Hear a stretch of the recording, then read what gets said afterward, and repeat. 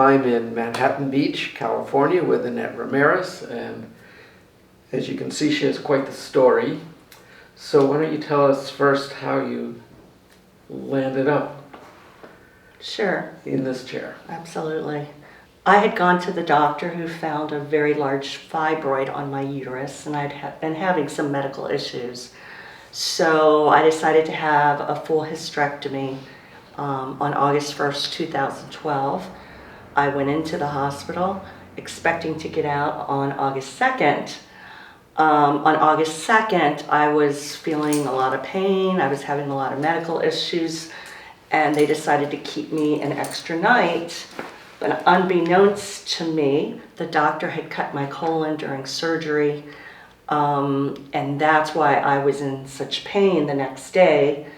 By Friday, they discovered that he had cut the colon, but the previous night while I was in the hospital, he thought I had gas from the anesthesia, so he had ordered an enema. So on Friday, when they discovered the cut colon, it had been more than 40 hours, and my body became completely septic. They had to put me into a medically induced coma for 4 months, and during that time, they amputated all 4 of my limbs. Additionally, I had necrotizing fasciitis, which burnt my skin from the inside out. So not only was I a victim of sepsis, but I was also a burn victim. So I spent 9 months at the burn unit in Torrance, and after that I was transferred to Long Beach Memorial, where I went through physical therapy, hoping to get me up on prosthetics and get me going. But unfortunately, the skin graft started to break down, so I ended up in the wound unit at Long Beach for a year. I was in the hospital for about 2 years. So the reason I wanted to talk to you is that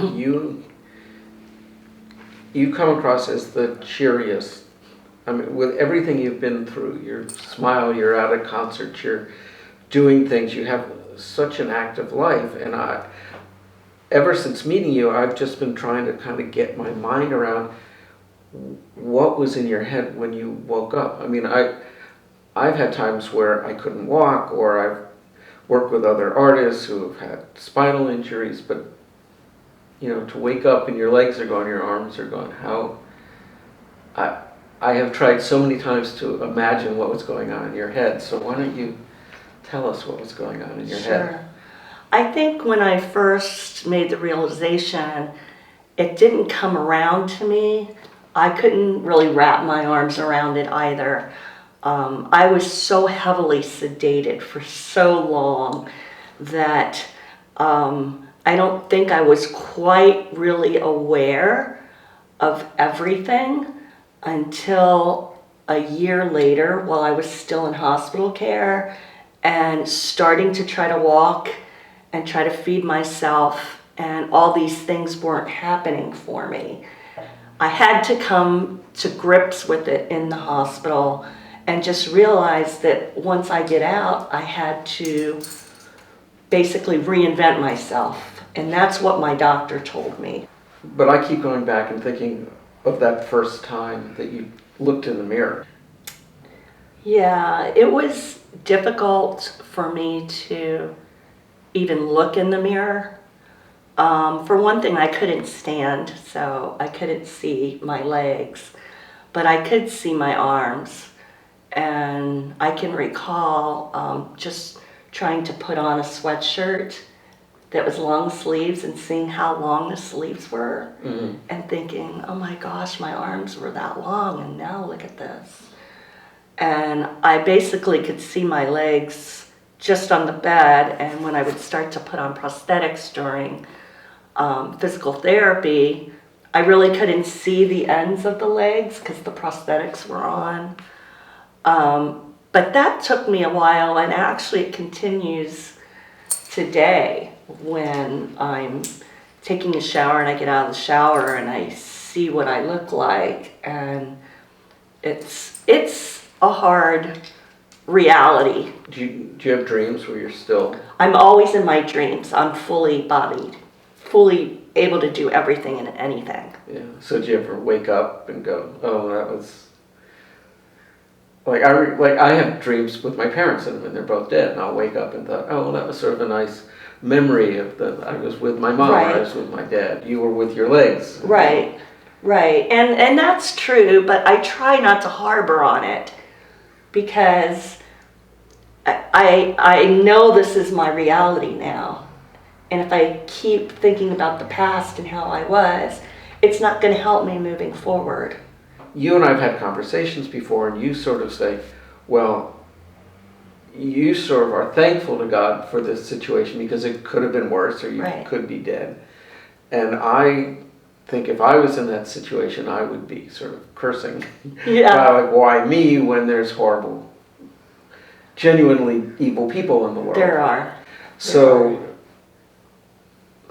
I'm just curious. I'm curious how you get strength from this. I think I draw strength from the fact that for some reason or another, I'm still here. There were many code blues with doctors rushing, and I still am so thankful that somebody or something, however God you want to call it, has kept me here for a reason. And I was only given a 3% chance. And I feel that there is more things for me to do in this world, and I want to do them.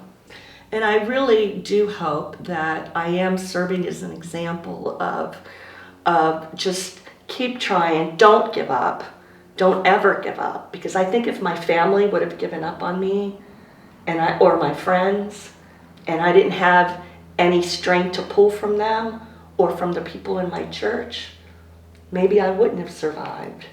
So do you think the morning you went into the hospital, Yes. and you were expecting to be out in 2 days, The next day, if someone had said to you, this was going to be your life, do you think you would have thought you had the strength to deal with all of it? No. But you do. You know what though? I don't think you recognize the strength that you have until God puts you in that position. Well, it's kind of amazing. I just find you amazing. I find you amazing. Well, thanks for talking to me. I know it's a lot of Absolutely. personal stuff, but I appreciate it. I appreciate this opportunity. Thanks. Thanks, Ted.